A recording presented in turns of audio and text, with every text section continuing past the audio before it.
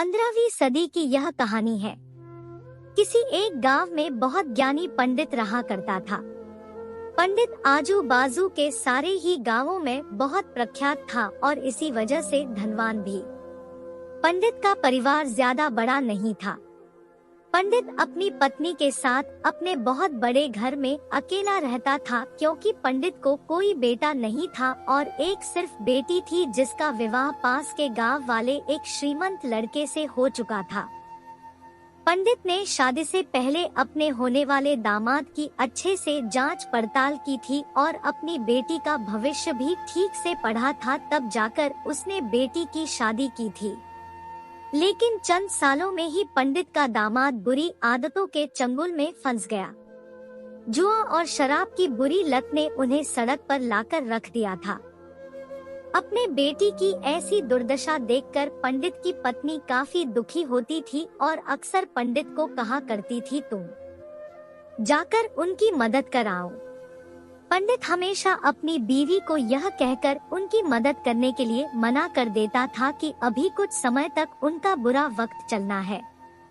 हम चाहे कितनी ही कोशिश कर ले, जो उनके नसीब में नहीं है वह उन्हें नहीं मिल पाएगा।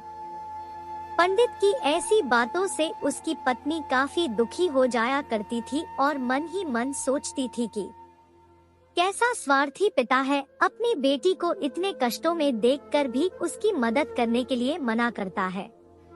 आखिर भगवान ने जो इतना सारा धन धान्य दिया है उसका क्या करेंगे?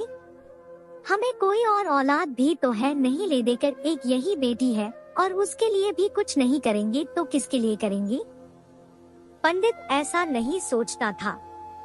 ऐसा नहीं है कि पंडित अपनी पुत्री से प्रेम नहीं करता था, लेकिन उसने अपनी पुत्री की कुंडली इतने अच्छे से पढ़ी थी और वह यह पहले से ही जानता था कि वह चाहे किसी भी लड़के से शादी करती, लेकिन उसके जीवन में यह समय आने वाला ही था और बिना इसे भुगते उसको छुटकारा नहीं मिलने वाला था।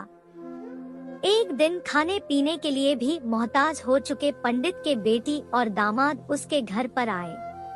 पंडित ने और उसकी बीवी ने दोनों का खूब आदर सत्कार किया और खूब अच्छा खाना खिलाया।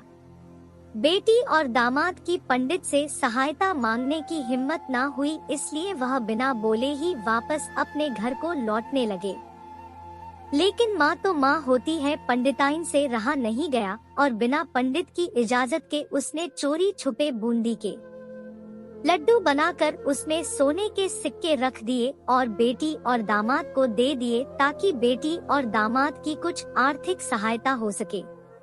पंडिताइन यह भी जान गई थी कि बेटी और दामाद शर्म के मारे उनसे मदद नहीं मांग रहे थे, इसलिए उसने बेटी और दामाद को भी लड्डुओं में छिपे सिक्कों के बारे में कुछ नहीं बताया। जाहिर सी बात है कि जब वो लोग घर पर जाकर लड्डू खाएंगे तो उन्हें उसमें सोने के सिक्के मिल जाएंगे। इस तरह बिना उनके मांगे ही उन तक मदद पहुंच जाएगी, सोचकर पंडिताइन मन ही मन अपने बेटी की मदद करने के लिए खुश होने लगी। पंडित के दामाद और बेटी उन दोनों का आशीर्वाद लेकर अपने घर के तरफ रवाना हो गए। उन दिनों गाड़ियां तो होती नहीं थी, घोड़ा गाड़ी या बैलगाड़ियां चलती थी। पैसे ना होते तो और चीजों की लेन देन से भी व्यवहार होता था। बेटी और दामाद का गांव पंडित के घर से कोसों दूर था। फिर भी पैसों की कमी के चलते वह चलकर अपने गांव की तरफ निकल पड़े। थोड़े दूर ही चले थे कि पंडित की बेटी के पैर में मोच आ गई और अब उसको चलना भी मुश्किल हो गया। पंडित के दामाद ने जब देखा कि उसकी बीवी अब बिल्कुल चलने में सक्षम नहीं है, तो उसने एक टांगा अपने घर तक किराए पर ले लिया। दोनों पति पत्नी टांगे में बैठकर घर तक पहुंच गए, लेकिन टांगे वाले को देने के लिए उनके पास पैसे नहीं थे, इसलिए पंडिताइन ने जो बूंदी के लड्डू उन्हें दिए थे वही किराए के तौर पर उस टांगे वाले को दे दिए। टांगे वाला बूंदी के लड्डू को लेकर वहां से चला गया। टांगे वाला अपने घर की तरफ जा रहा था, तब उसे एक हलवाई की दुकान दिखी। उसने सोचा कि थोड़े से बूंदी के लड्डुओं से मेरे घर के लोगों का पेट थोड़ी भरने वाला है। इससे अच्छा मैं इन बूंदी के लड्डुओं को बेचकर उनसे कुछ चावल खरीद लेता हूँ। टांगे वाले ने बूंदी के लड्डू हलवाई को बेच दिए। जिस गांव में वह हलवाई रहता था उसी गांव में एक आदमी ने अपने घर पर पूजा रखी थी और उसी पंडित को उस पूजा के लिए बुलवाया था।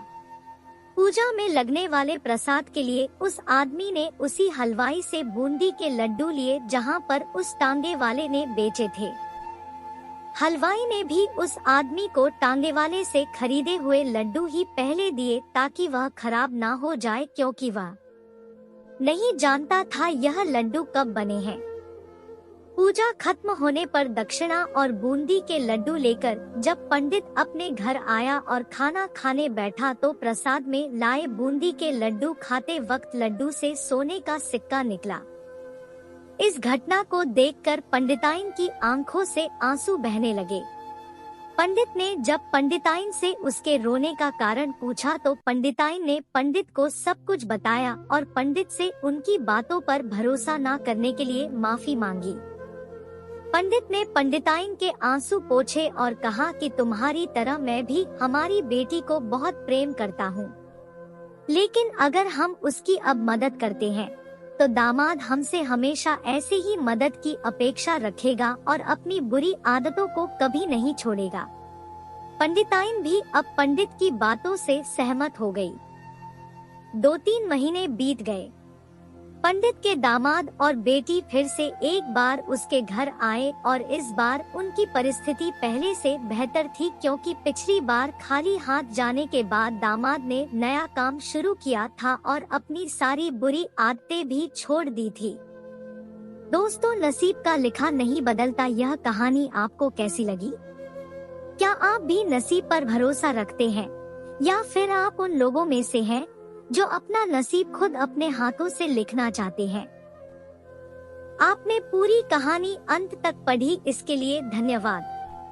आपको कहानी पसंद आई हो तो आप अपने दोस्तों के बीच इसे शेयर जरूर करें और इस तरह की कहानी पढ़ने के लिए आप मेरे चैनल को सब्सक्राइब जरूर कर लें। धन्यवाद।